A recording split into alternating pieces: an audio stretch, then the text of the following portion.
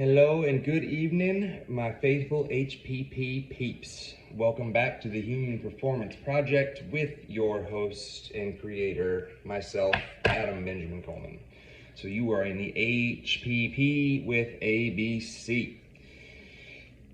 Now that all the alphabetic nonsense is finished, we can talk a little more about what I had in mind for the topic tonight. So I really wanted to, talk about personal habits and personal routines and what I'm doing with mine in conjunction with my physical being and what it's taking to make those changes and what some of those changes have really been from previous points when I thought I was on a pretty good path and was on a pretty good path to when I knew I was on a really bad path to now, where I guess I'm kind of in a happy medium and being humble about it. So, or trying to anyways.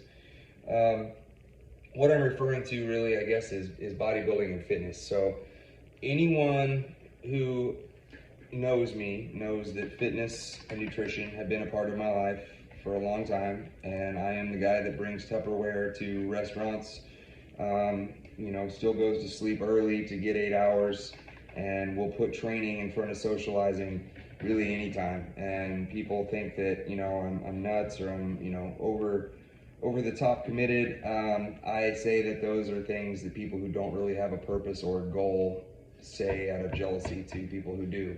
And I don't mean that in a condescending way. I just mean that what's chaos to the fly is normal to the spider. So if somebody isn't really used to driving for something or having a goal that they really have to dedicate themselves to get, or even that concept, of really pushing yourself to find out what you're capable of, it's going to seem very strange that somebody eats 6 meals a day and works out, sometimes twice a day in preparation for a show, and, does some of these extreme things for a trophy, basically. And, the athlete hearing that is like, well, it ain't just for a trophy. I mean, there's a lot of reasons. The trophy is all you physically get, but that's like saying you only are religious so that you can own a Bible.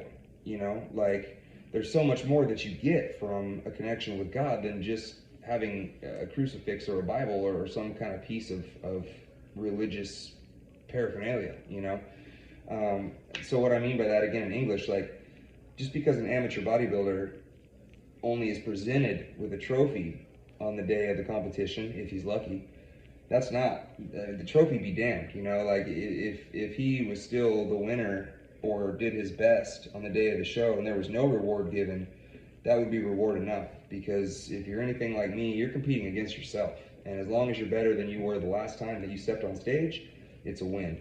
Then, if you go on to beat other people in your class and do something, then yeah, that's great. But, it is a personal sport and it is a personal battle. And it doesn't really matter what anyone else thinks. That's one of the things I love about bodybuilding is it's very individual. It is not common in terms of the way that you live your life. It's, in my opinion, it is a step above the way most people live their lives in terms of organization, regimen, consistency, and just the way that you treat yourself. Because if you are good at being a bodybuilder or even a fitness enthusiast, period, you do recognize that your body is a temple. You only get one of them per lifetime, and maximizing your potential is up to you, because really the only limits that you will ever reach are ones that you set on yourself, right? So there's a lot that goes into it, and a lot of therapeutic and cathartic value that comes from finding out what you're capable of and maintaining a schedule of that level of difficulty. There's a lot that goes on, and so that's kind of what I wanted to talk about first, I guess, is some of the habits that I had in my early bodybuilding life and in just my life in general, why I let some of those change.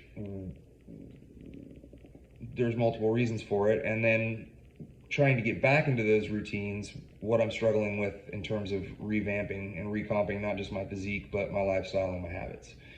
So, as I said before, there was a time in my life in my mid-20s where I was doing competitive bodybuilding in NPC, the National Physique Committee, excuse me, it's not natural. And I was doing well, you know. I mean, I was a Swiss clock could have been set by me. I was so regimented and consistent in the things that I was doing, and the things that I was doing, we're talking about the training, eating, sleeping, taking, you know, the proper supplements, anabolic or over the counter, and putting it all together, you know, and doing it in a way that is low stress and not making you pull your hair out, which is sometimes the hard part. I got to a place in my life several years ago where I had to do something different because I was really at the mercy of addiction. And the only way that I could change and not die was to ask for help. And that help came in the form of the Salvation Army.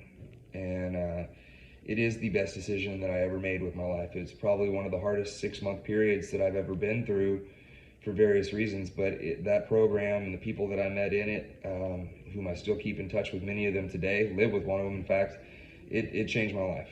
It'll be with me forever, and I am a firm believer in the Salvation Army for anyone who needs help just learning how to live life again. It is a godsend, and it is a really good program. It's not anything special that the average successful individual doesn't already know in terms of life skills. But I got to a place where I gave all those life skills and the good upbringing that I had received from my parents away. I had traded them for drugs, basically. You know, and I got so used to living a different life as a different person that really was the polar opposite of who I believe I was meant to be and who I am and who I know that the people who love me look for when they look to hang out with Adam Coleman. That's the version they want, not who I had become with the drugs. And I lost a lot of myself, and I didn't really realize it until after the fact. But I reached a point where I realized that, you know, my identity was in being fit. I had never, since my first bodybuilding show, I don't know if I'd ever let myself get over like 12% body fat again. I had stayed pretty lean to the point where I was borderline obsessive with it. I'm sure it took a lot of fun out of different events for people because I'm worried about nutritional facts instead of just enjoying the festivities and whatnot. But I found out that I could give that away, let myself get fat, not work out, not take vitamins, not give a shit about the fitness lifestyle, and still be Adam Coleman. You know, I figured out that's not all of who I am, but I also figured out that it is a part of who I am. I don't live that way anymore just because I want accolades, or I think that it impresses people, or I think that it you know, will bring me anything other than a healthy body and mind and hopefully a good physique on stage if I decide to compete. You know, back then in my 20s, it was just to be big and powerful and to be seen as such, you know, and now I don't really give two shits what other people see or think of me. That's none of my business. As long as I know that I'm behaving correctly, I'm not going out of my way to hurt anyone, that my intentions are good, and I can go lay down my head on the pillow at the end of the day and go to sleep peacefully, I don't have shit else to worry about. I did an okay job that day. You know, I am whatever you say I am, and there's always going to be somebody who has something to say about what I'm doing, and that's okay. Like I said, it's none of my business what people think of me. It's my business what I think of me, you know, and that is what got lost. When I say that I lost, you know, pieces of myself, I did not know really who I was or what I was doing and why, you know. Since that time, you know, a lot of things have changed in my life. Some of it for the better, some of it for the worse. There's been a lot of struggles, but in those struggles has been learning. In those struggles has been growth. In the pain has come, you know, a better outlook on the world that allows me to not have to sit there in that pain and suffer. Everyone is going to feel pain in life. It's just part of the deal. You know, it's mandatory that you feel the pain. It is not mandatory that you sit there and wallow in the pain and suffer from it. That is completely optional. And that is more what I try to avoid today. You know, if I am in a position where I am uncomfortable because of what's going on, instead of pitching a fit and reaching for something external to try to make myself feel better, a person, a drug, a drink, whatever, I try to stop and I reach mentally for God, first of all, because that is one of the things that changed for me. I now have a relationship with Jesus Christ, God. And if that offends you, you might want to figure out why. But that is my higher power. That is what I choose to believe in. I'm not here to force that on anyone or to say it's right or wrong. This is only for educational purposes. This video is not to advocate religion. It's not to advocate any type of nutritional or supplemental practice. I am not a doctor. I am not anything special. I am a dude that has some knowledge in fitness and nutrition and a lot of experience in life. And that's where I'm talking to you from, is my life experience today. Before I had that relationship with God, I was empty, and I was trying to fill that emptiness with other material things or other people, and I just ended up being a tornado running through people's lives and causing damage that I didn't even necessarily mean to, but I still did, you know.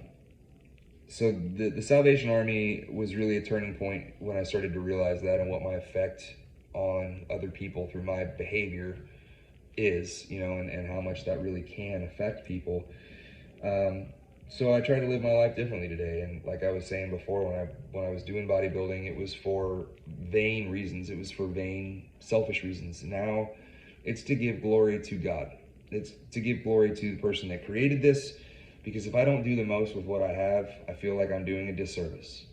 If I don't find out what I'm capable of and actually give it 100% of my attention, I feel like I failed. And again, I don't expect to be the best bodybuilder on the planet. I expect to be the best bodybuilder in this room, because no one else is in here right now. So that just means, again, I have to beat myself. And believe it or not, that's harder than any other competitor I will ever come up against, because I'm hard on myself. You know, I'm a pretty bad critic. So anyway, back to the whole habits and lifestyle thing. You know, finding out that I enjoy the suck. I enjoy dieting and measuring my food and, you know, doing all these little intricate things that a lot of other people are just like, I don't want to do it. I hate it. I liked it. You know, it was a part of the lifestyle for me. It became an easy lifestyle to follow. And getting back to that has been more difficult than I thought it would be. I let it go for the Salvation Army, started to get it back, you know, got this condo I live in now. And then I got into a relationship, and it was a relationship like I had never experienced before in terms of the intensity of it and what I got from this woman. And it was a ride, you know. It was an 8-month ride, and it was a great example of the highs and the lows that can come from love and from jumping into something too quickly with two people that are very, very fragile, sensitive, and scared because of past experience, you know. And it was just kind of the perfect storm. You know, we both caused each other some pain, and it didn't work out. But it did, because we're still really dear friends, and I care very much about the woman. She's taught me a lot, and counting. I still learn things every day, every time I talk to her, you know. And I don't necessarily like the way I learn them sometimes, but regardless, I learn them, you know. And it's amazing how everything does work for a greater good if you really sit back and let it unfold. So again, I'm grateful that it happened, but I gave away all my, you know, regiment, my sleeping habits, my eating habits, all that shit, so I could cupcake and you know, hang out with my girl and just be a normal person and a good boyfriend. And you know, I accomplished a lot of that. To be fair to myself, I was pretty good to her, even though I made a whole lot of mistakes. I loved her, and I gave it my all, and that's all anyone can ever really do. Like I said, I'd like to think that I helped her, still help her. We still talk, and she is a dear friend of mine.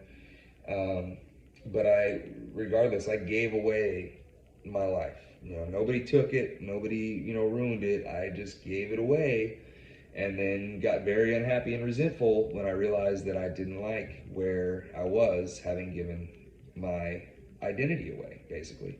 So I've been doing this body recomposition since about the 1st of September. And what is a body recomposition, first of all?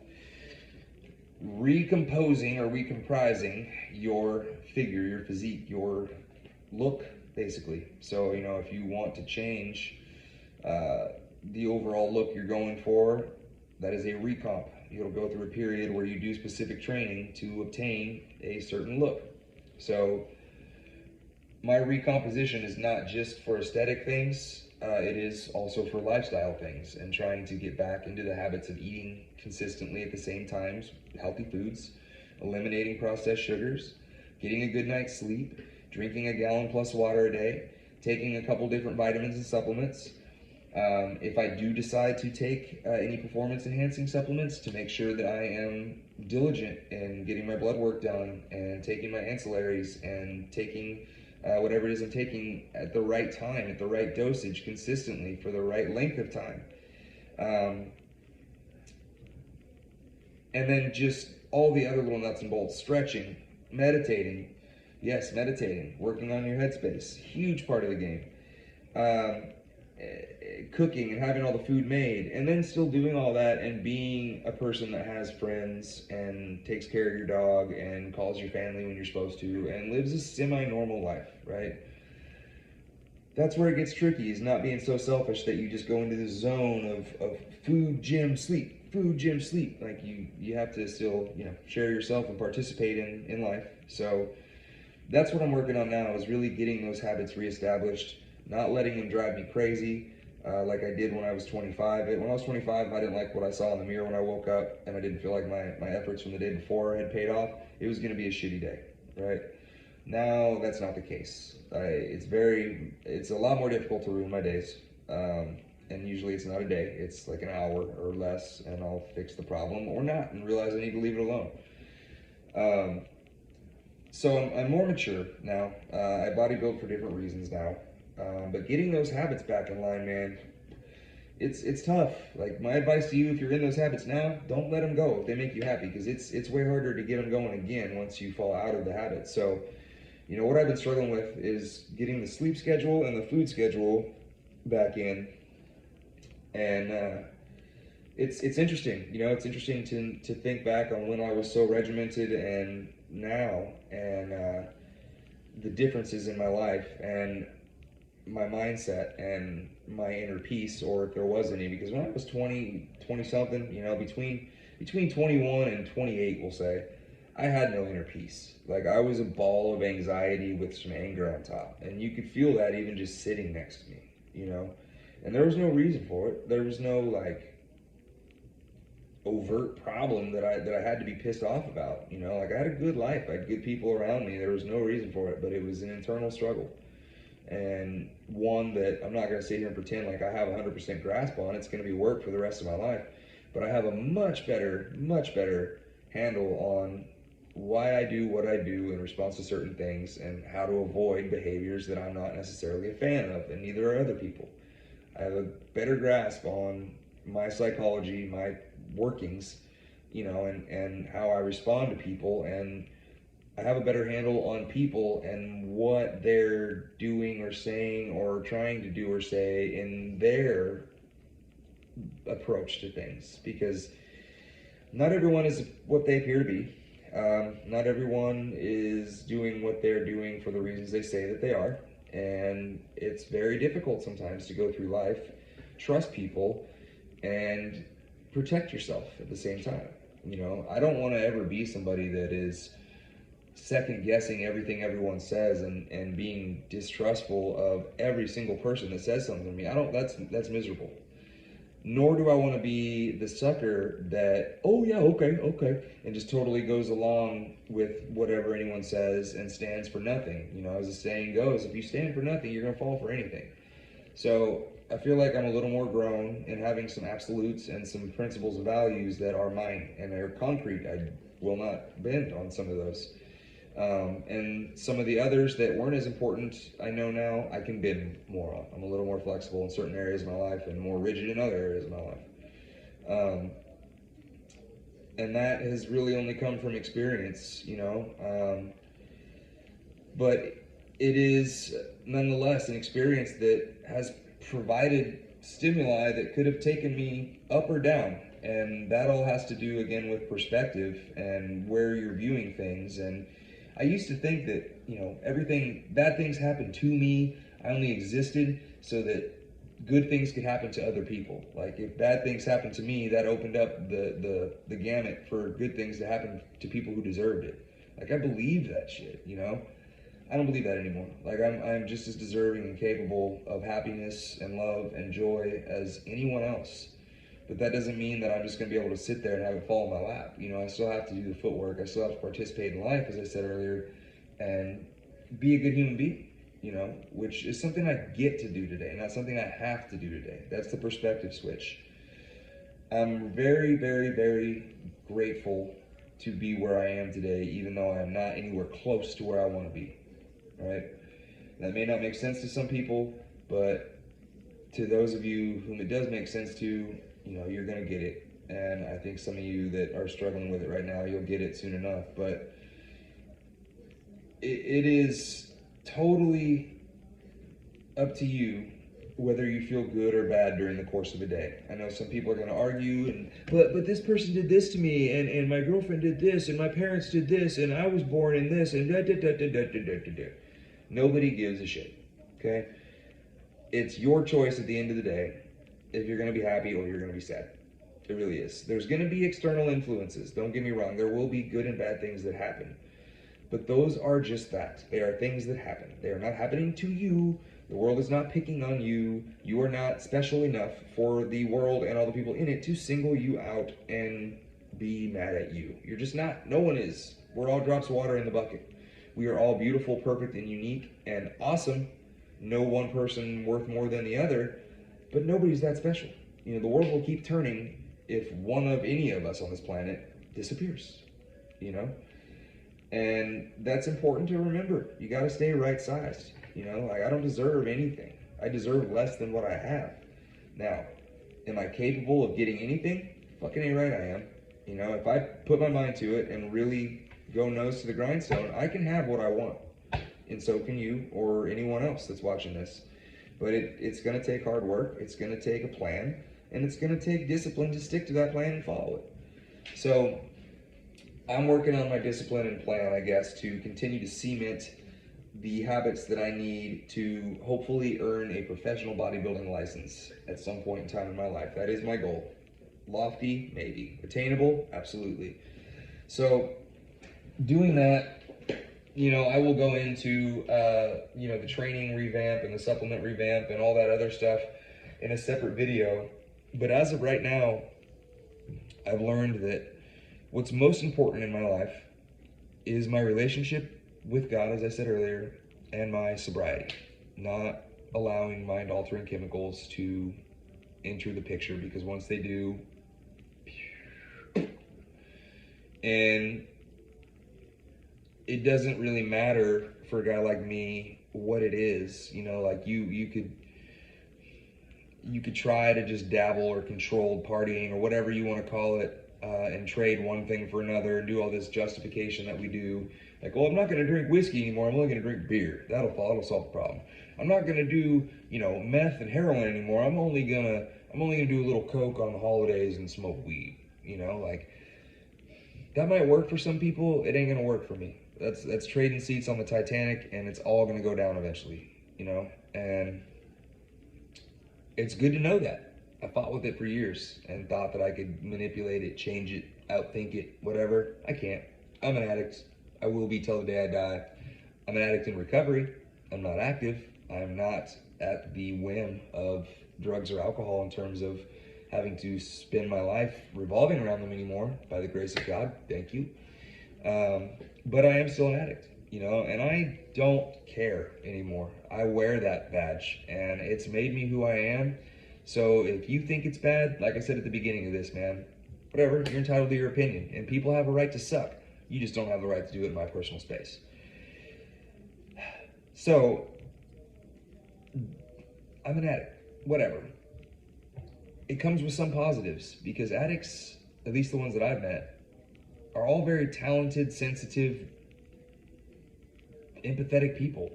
You know, they have a lot of other gifts. They just get lost along the way. They don't like feeling some of the negative things in the world, and they try to medicate for it and cover it up. Or they have a legitimate, you know, mental health problem, and they can't get the help they need, so they self-medicate with drugs on the street. That's a huge percentage of people who are suffering from addiction. You know, and then people like your grandmother, or, you know, your teenage son, or you name it, man. Like, there's so many different faces of addiction. It's fucking devastating. It really is. And I would bet that if you're watching this now, if it's not you, you know someone who's been affected by addiction, whether it's a friend, a family member, a neighbor, whatever. Like, I would be willing to bet that at least half of you, probably a lot more, have definitely had it affect your life somehow. And it's a big effect, man. To all the people who have put up with me and love me, thank you, because I know it wasn't easy. I know it's still not easy. And to any of you out there that are living with an addict or in love with an addict, don't give up, but take care of yourself. You know, places like Al-Anon provide great support, but don't try to do it alone. Don't try to do it of your own understanding, because it'll fail, and you're going to take it personal, and it's going to hurt you a lot more than it needs to, okay? It's not personal, like I was saying about the events that happen in the world. Like, addicts, we don't sit there and twist our mustache and like, how can I destroy my family's heart tomorrow? It's not what we think. You know, we do what we do, which is get high or drunk. And it hurts the people around us because they don't like to watch us passively kill ourselves. You know, I get that now. I get that now. A long time it was like, well, how am I hurting someone else? I'm the one ingesting the chemicals. They don't even have to be around me when I do it. How am I hurting them? Because they love you, dipshit. They don't want to see you die. They don't want to get the phone call that they have to come identify your fucking body at a morgue because you partied a little too hard. You know, it's selfish and it's scary as shit. It really is. So I'm glad to be sober. I'm glad to be here. I'm glad that I was given multiple chances. And this time, with any luck and doing the things that I'm supposed to do, this will be the chance that I continue to ride till the damn wheels fall off. And hopefully it will inspire someone else, educate someone else, or at least save you some damn time, and maybe you won't make the same mistakes that I did. But anyway, it's been about 3 weeks, not since I've been sober, but since I've really been on this whole revamped life process thing. Got a new roommate here in my condo on purpose. Having to kick my old one out was tough because he's one of my best friends, but he was floundering. He wasn't doing well. He wasn't following the living agreement that we had set down, and I had to ask him to leave. And he didn't have anywhere else to go, so he's going to a homeless shelter. And it breaks my heart, but I was killing him, enabling him, letting him stay here, and not holding him accountable. And tough love is hard sometimes. My parents had to do it to me. I've had loved ones in relationships that have had to go their separate ways because they couldn't be around me and my destructive behavior. And I'm glad that they did what they did, because it made me more of a man, and it helped me get to the understanding of what my behavior really does and what my effect really is on people. It's not just when I do bad things. Like, I'm a pretty influential person. We all are. But I just want to use that for good purposes today. Like, I want people to see the light of Christ shining in me. I want to help bring people to that light and help them see that it's within them. I want to help people see the opportunity, not the obligation. It is possible to flip that perspective. And when you do, life is so much better, so much different.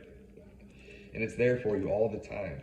You know, the only thing I was mad about when I finally gained the gift of that perspective switch was that I waited so damn long, you know?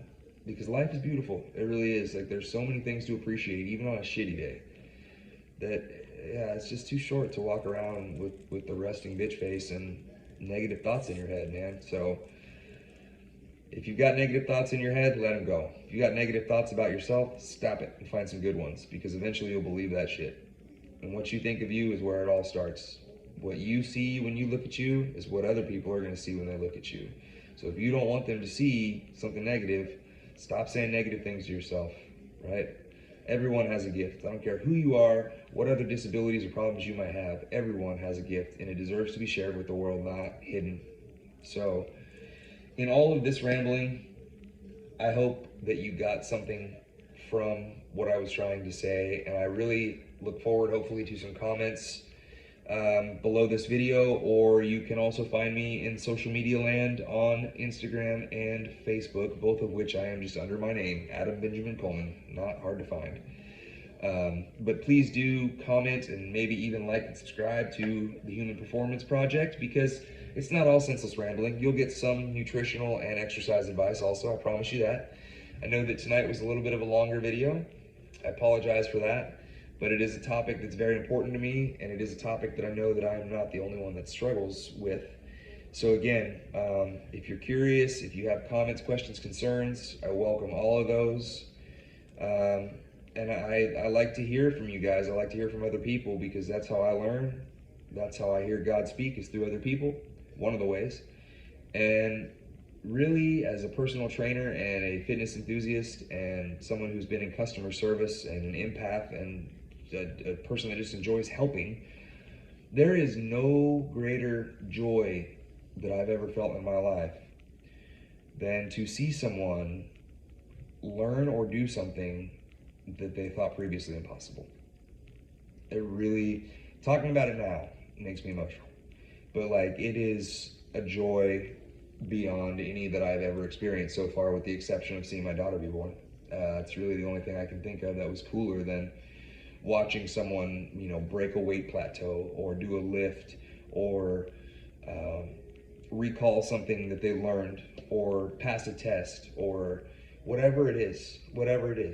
But when it switches from I can't or I don't think I can to the smile ear to ear when you do, like, money, like, that is what it's all about. So see if you can facilitate that today. Do that for yourself or for somebody else.